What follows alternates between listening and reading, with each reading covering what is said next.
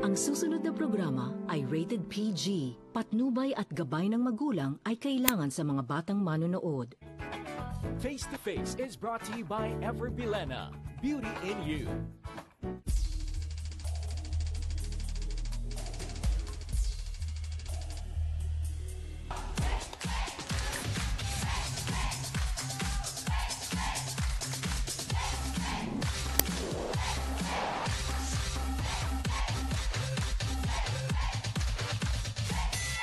Nag-iinit na usapan, matikabong mga yan.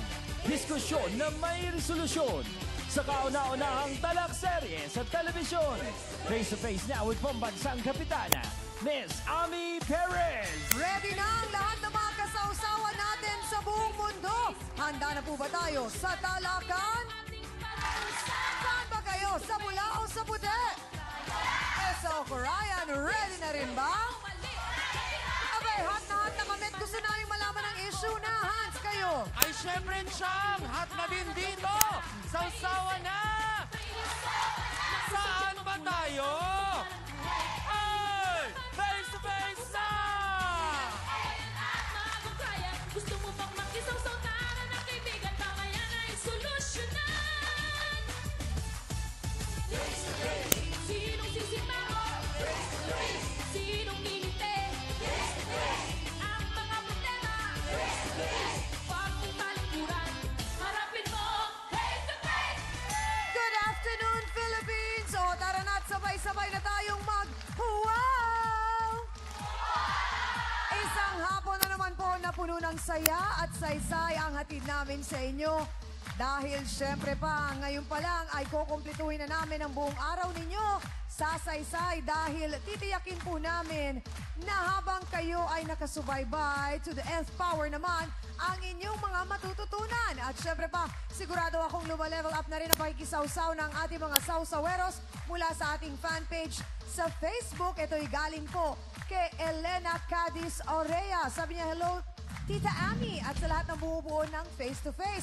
Talagang napakaganda ng programang ito. Hindi buo ang araw ko dito sa Rome, Italy. Kung hindi ko napapanood ang show ninyo. At talaga namang the best magpayo ang trio tagapayo. Sana lang makapunta rin kayo dito sa Italy naman dahil taon-taon may mga celebrities na pumupunta daw dito tuwing nagse-celebrate ng Independence Day. At sana nga ngayong taon na ito o next year ay mapili ang face-to-face. Sabi niya, ciao! Maraming salamat sa ating kapatid na si Elena. Naku, talaga naman, ang daming imbitasyon sa atin. Ngayon naman, sa Italy. Siyempre, gusto rin naman po namin na kayo ay makasama. Pero sa ngayon po, patuloy po ang inyong pakikisawsaw via internet. At talagang thank you very much. At mula Italy, mapunta naman tayo sa Kingdom of Saudi Arabia na ngayon ay kasama natin dito sa ating studio. Bumisita sa atin. Welcome po sa Face to Face. Hi, ma'am.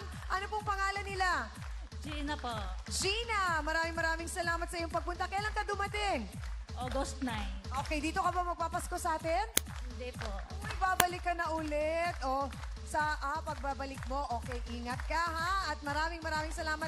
God bless. Sana'y mag-enjoy ka sa ating programa. At mga kapatid, syempre ako pa rin po ang inyong pambansang kapitana, ang inyong Siyang Ami, na hindi magsasawang magpaalala sa inyong lahat na kung may problema ka, harapin mo, pag-usapan natin yan. At eto na ang kapatid nating handang bumiyahe kahit saan basta merong solid sausaweros na nag-aantay sa kanya, si Hans Martel.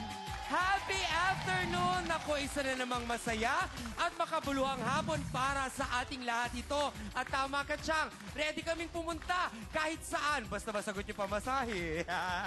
Anyway, eto, meron akong ipapakilala. Sagot nila ang payo. Aba, ang ating legal expert, Attorney Benedicto Acosta Jr. Ang ating naman pong family counselor, Dr. Camille Garcia. At syempre pa ang ating Reverend Father Sunny Merida. Ang ating trio tagapayo.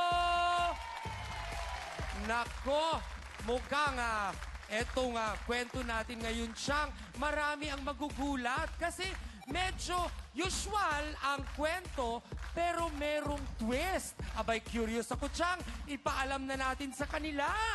Tama ka, Hans. Sinayaan lang ni Mister na tumira ang number 2 ng kanyang misis sa kanilang bahay pa mismo.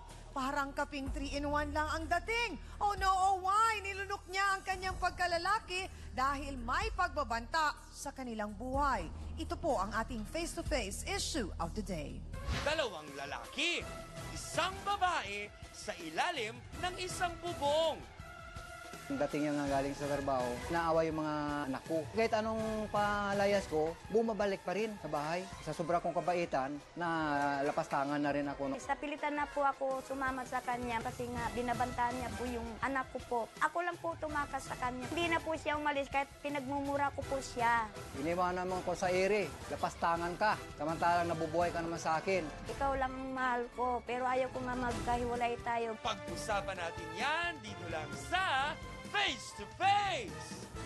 Mga kapatid, halos 8 taon daw ang kanyang tiniis dahil ang kanyang misis ay nagkaroon ng kalaguyo.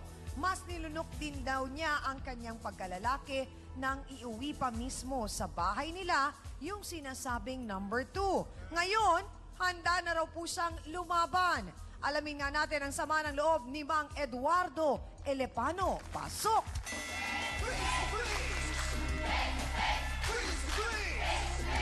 Magandang hapon po, Mang Eduardo. Kailan po nangyari na nagkaroon ng number 2 ang inyo pong misis? Mga ano po, ma'am, mga... Tanda po ninyo kung anong taon? 8 taon na po, ma'am, Oh, nakaraan. okay po. Ano po ang nangyari? Bakit siya nagkaroon ng iba? Paano po, ma'am, yung asawa ko po. Kaya nagkaganon. Sa palagay po ba ninyo may naging problema sa inyo kung bakit napatingin siya sa iba? Hindi, nagsimula lang po doon sa, sa TV. Doon nagsimula. Paggawa po ng TV, doon nagsimula ang kanilang relasyon. Ano pong nagpagawa ng TV? Sino po? Yung misis ninyo? Ako po. Ah, kayo po? Ano pong kinalaman doon na pagpapagawa nyo ng TV sa pagkakaroon ng relasyon ng misis po ninyo?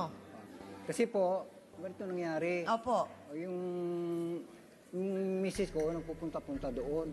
Kaya nagkakaroon sila ng conflicts. Doon sila nagkikilala. So, yung misis po ninyo na in love dun sa technician ng TV? Opo. Ah, dahil sira yung TV, inutusan po ninyo si misis na dalhin doon. Ang TV, opo. Oo. Nung papunta-punta, pabalik-balik, may nahalata po ba kayong kakaiba? Na parang baka nai-in-love na itong misis po ninyo. Wala kayong nahalatang ganon. Wala kayong natunugan. Mayroon na po. Oh, ano pong ginawa ninyo? Nagpakumbaba lang ko, ma'am, gawa nung tinatangka niya yung asawa ko na papatayin. Kaya, Sino po ang nagsabi nun? yung kabit niya, Yung lalaki ang nagsabi na papatayin yung papatayin ang misis misis ninyo. ko. Opo. So yun po ba ang kadahilanan kung bakit kayo pumayag na iuwi itong number 2 sa bahay po ninyo ng misis nyo? Opo, ma'am. Sino po ang may-ari ng bahay? Kayo po ang misis ninyo? Ano po, sa nanay ko. So bahay po ninyo yon. Hmm. Bakit po ninyo tiniis ng 8 taon na kasama nyo sa bahay yung lalaking yon? Kasi po, hindi ko na matiis. Pero ngayon ko na yung galit ko, ibuhos. Pero mahal Kasi, pa ho ninyo yung misis nyo. Mahal ko nga. Oo. So, saan po kayo natutulog? Sa bahay? Sa kabila po, mayroong kwarto doon sa kabila. Tapos sila, dito rin po. Ayun, sa isang kwarto, 3 kami makasama. Ngayon dito sa kabila, 3 rin sila ng anak nila doon sa kabit ng asawa So, ko. dito po sa kabilang kwarto, kayo at ang 3 anak Opo. ninyo, ng misis nyo. Sa kabilang kwarto naman po, ay Silang si 3. misis at yung anak nila at yung number 2. 3 rin po. Eh, magulo po yun. Nagugulo nga po. Dahil isang nanay, 2 tatay. Natiis ko na... Gaano po katotoo na kayo pa ang nagbayad sa komadrona at nagpabinyag dun sa anak ng Kasi mister, po, ng misis po ninyo dun sa Kasi kanyang po, number 2? wala rin, yung kabit yung asawa ko, wala rin pera. Tapos wala pang trabaho yung lalaki, sino po ang bumubuhay sa anak niya? Ay, di sa akin naman na pupunta. Naku, aba, sa unang pagkakataon nakakilala tayo ng martir sa ating programa, mga kasawsawan. Ano naman kaya ang kanyang dahilan kung bakit niya nagawa ang lahat ng ito sa kanyang mister? Natakot ba siya o kagustuhan din niya ang mga nangyari? Magsalita ka na, Ruth Elapano. Pasok!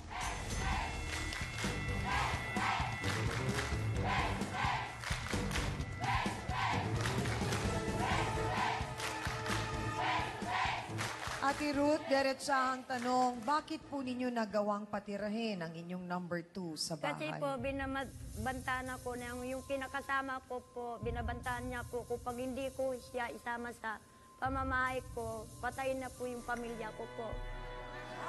Ang isang malaking katanungan ng ating mga kasawsawan dito sa studio, bakit nga ba nagawang patirahin ni Ate Ruth ang kanyang number 2 sa bahay nila ni Mang Eduardo?